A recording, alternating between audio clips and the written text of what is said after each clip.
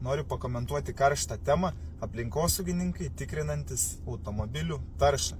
Gerai ar blogai? Gerai tiems, kurie turi daug pinigų ir vairuoja apynaujus automobilius. Prie jų niekas neprisikabins ir bus viskas tvarko jiems. Bet tie, kas turi mažiau pinigų ir sunkiai ganėtinai gyvena, vairuoja senus automobilius, prie jų stipriai prisikabins ir juos nugręš. Ką padarysi? Tokioje valstybėje mes gyvenam, kad ir kaip liūdna kartais būtų, ji tikrai toli gražu neįdėli.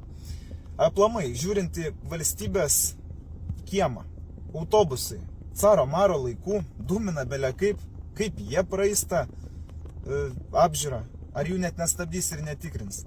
Ir aplamai, kiek yra daug valstybinės technikos, kuri tikrai nėra tvarkinga. Ar ją tikrins, kyla klausimas. Nežinau.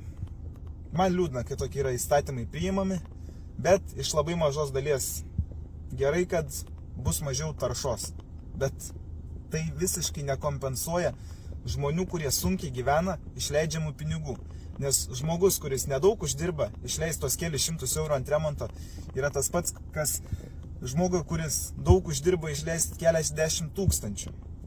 Tai pinigai kiekvieno akyse labai skirtingi. Ir neturėtų būti skriaudžiami tie, kas mažiausiai turi. Ne taip valstybė turėtų eiti.